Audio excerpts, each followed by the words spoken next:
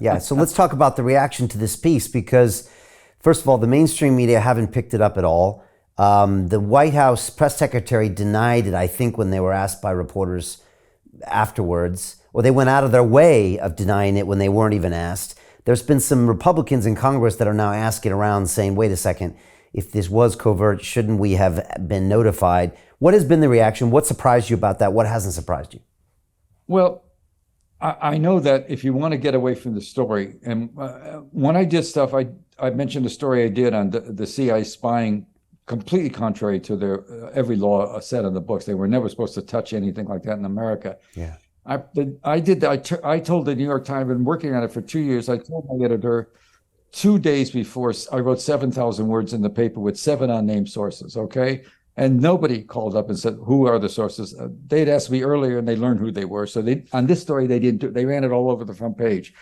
And that's the power of the Times, which isn't being used now. But now you use the fact that I'm not naming a source. And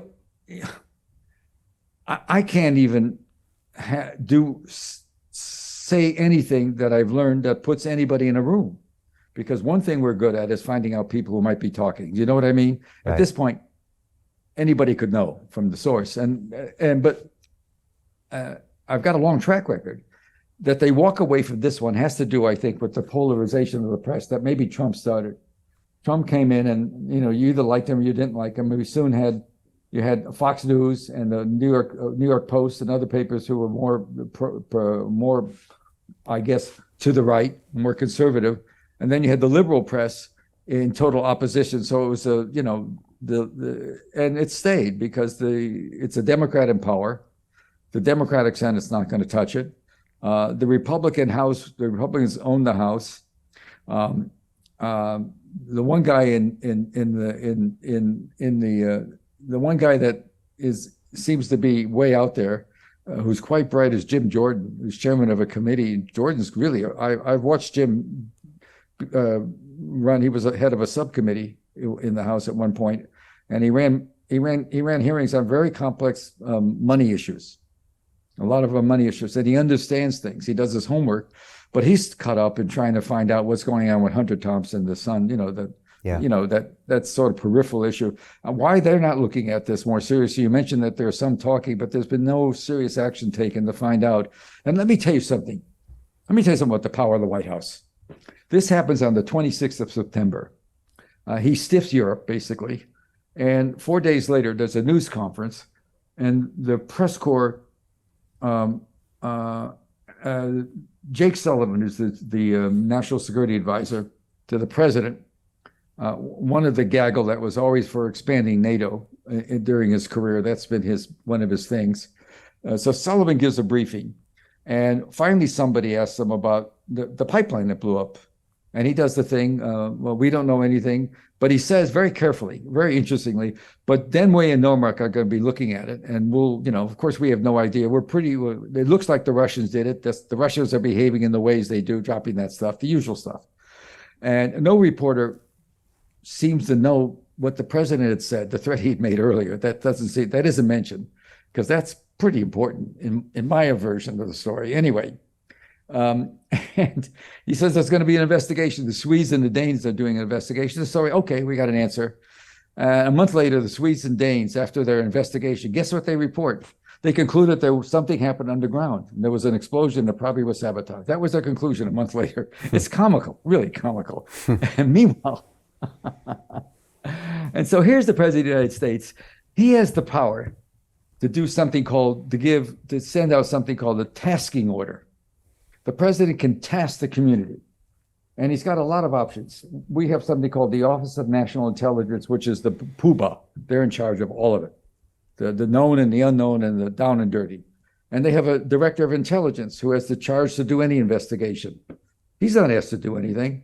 There's also the CIA, which has a directorate of intelligence, which puts out a lot of superb stuff. All the machinations of the agency. Its intelligence is usually, it can sometimes be tilted, but a lot of times it's quite brilliant and very straightforward, particularly when they work with other allies. And nobody asks them. And then there's a little black intelligence service. I think one time it was called the C Shop, where there's the guys who write the intelligence for our boys who do stuff like in Norway. That's a separate wing. The way it works is the guys in Norway are known to themselves. The head of the CIA may know they're there, but if he asks, should I know more? They'd say no, and he'd say, okay. The White House only knows something's going on. That's the way it should be, and that's the way it was run. But they're not asked. So here's a White House that's talking about the Russians might have done it, and there's an investigation in Denmark and Sweden. But the White House isn't asking anybody in its own agency, which does superb work. They intercept, we have all access to all the communications. Don't believe we stopped collecting stuff from Europe. Please don't believe that. From your people. Everybody monitors everybody. The Merkel thing was pretty bad because it got exposed when she was overheard, but never asked. So ask a smart guy inside, as I have. So why didn't they ask?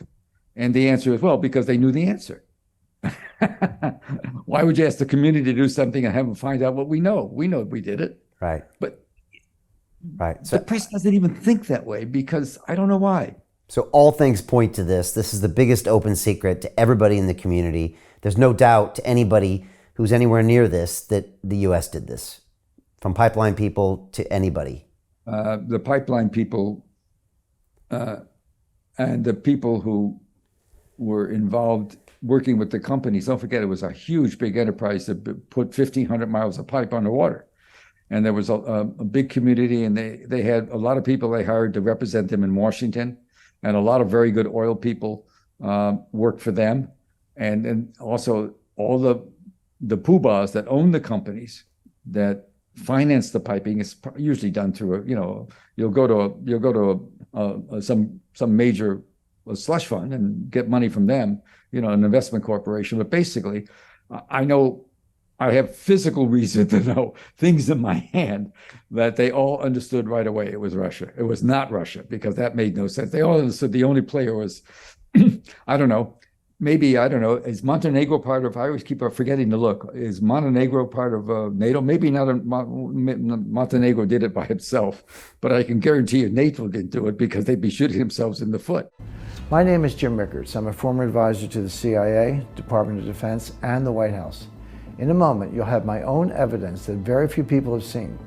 You'll see how I believe two acts of democratic stupidity are about to combine into a storm that will change America forever: the American energy Armageddon. In fact, due to specific circumstances created by the Armageddon, it's possible you could now win big while others lose. You see, there's a universal truth. In times of crisis, money moves. During the coming energy Armageddon, most Americans will face new hardships, but not all. A few will win and win big. You're about to see how the energy Armageddon could create a one-time opportunity to secure new substantial wealth. If you want in, keep watching. Right now, today, America is running out of gas, diesel, and oil. Our national fuel reserves are down 50% or more from where they should be. It's so urgent, major suppliers are calling it a code red emergency. We don't have the refining capacity to catch up, and we're shipping most of what we have to Europe to bail them out of Calamity Joe's Nordstream crisis. We're now facing catastrophic fuel shortages I predict will collapse our nation's energy grid. When it happens, every citizen will see firsthand the Dems' obsession with green energy is a scam. In fact, I'm going to show you my evidence that outs them as shameless hypocrites. That's not all. I predict this storm will bring about a new social order to our country. Many who are now rich will find their accounts drained, and those who are poor will turn to desperate measures to survive. I'm talking about civil unrest, a massive crime wave, and violence in our streets. Most will suffer under Biden's energy Armageddon, but not everyone. Some good Americans will win.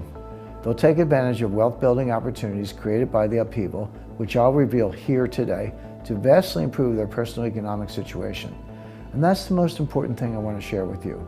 Now, if the idea of winning while others suffer makes you uncomfortable, no problem. Then this presentation is not for you.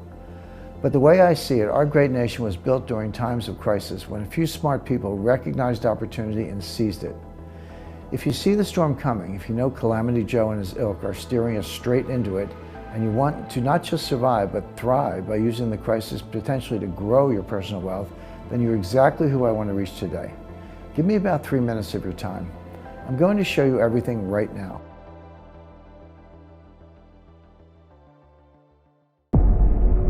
The greedy bankers, are about to do it again. In 2008, they crashed our financial system and nearly bankrupted the entire global economy. Then they received trillions of dollars in government bailouts. And after, they demanded fat bonuses paid for by you, the taxpayer. It turns out the banks haven't just been screwing the American taxpayers, they're also screwing over their investors. Turns out the banking industry is the worst place you could put your money, despite enormous taxpayer bailouts. Now the bankers are back to take away your financial freedom. They lie and tell you that cryptocurrency isn't safe. They try to make it illegal for you to choose how to invest your hard-earned money. They lie and say cryptocurrency is used by money launderers and criminals. But look at the record. It's the banks themselves that launder hundreds of billions of dollars every year to the biggest criminal operations in the world. Leaked documents have revealed how some UK banks have helped criminals, money launderers and Russians under sanctions. American authorities discovered that the Sinaloa cartel moved $881 million through HSBC accounts as bank officials turned a blind eye to the illegality. The bankers lie and say cryptocurrency is not a real investment. Meanwhile, the smartest CEOs in the world are buying billions and billions of it. The truth is that banks lie about cryptocurrency because it makes them scared. The banks take $9 trillion per year of your hard-earned money, and they are worried that they will finally be exposed.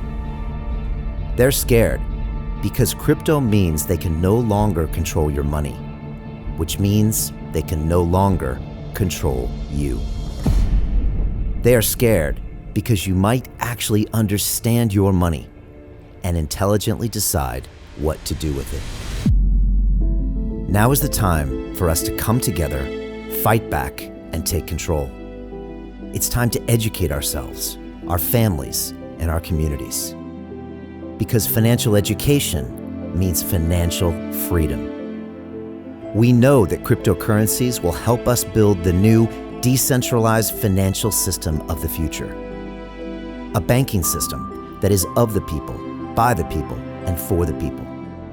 A banking system where access to finance is a fundamental human right. A banking system that is free and fair and welcomes all humans on this earth. The DeFi revolution is happening. We, the people, can no longer be fooled. We choose to take control of our finances. We choose to take control of our freedom. We choose to take control of our future. Join us, and let's take back our financial freedom forever.